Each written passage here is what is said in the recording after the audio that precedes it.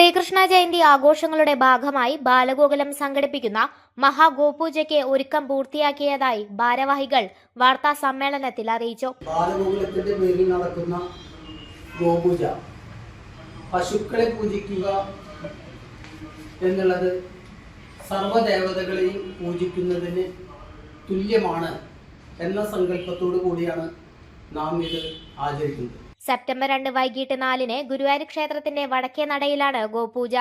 പൂജിക്കാനുള്ള ഗോക്കളെ കൃഷ്ണവേഷങ്ങളുടെയും വാദ്യഘോഷങ്ങളുടെയും അകമ്പടിയോടെ AUP school പരിസരത്ത് നിന്ന് ആനയിക്കും. ഗോപൂജയ്ക്ക് ഊരാളൻ മല്ലശ്ശേരി പരമേശ്വരൻ നമ്പൂതിരിപ്പാട്, ഓദിക്കാൻ മൂന്നൂലം നീലകണ്ഠൻ നമ്പൂതിരി, മുൻ മേൽശാന്തിമാരായ പുതുമന ശ്രീജിത്ത് നമ്പൂതിരി, കിരൺ നമ്പൂതിരി, കീഴ്ശാന്തി കീഴടം രാമൻ നമ്പൂതിരി എന്നിവർ നേതൃത്വം നൽകും. തുടർന്ന് സമൂഹാരാധന നടക്കും. സാംസ്കാരിക സമ്മേളനം ഊരാളൻ മല്ലശ്ശേരി പരമേശ്വരൻ നമ്പൂതിരിപ്പാട് ഉദ്ഘാടനം ചെയ്യും. PS പ്രേമാനന്ദൻ അധ്യക്ഷത വഹിക്കും. ബാലഗോകുലം സംസ്ഥാന അധ്യക്ഷൻ R പ്രസന്നകുമാർ മുഖ്യപ്രഭാഷണം നടത്തും.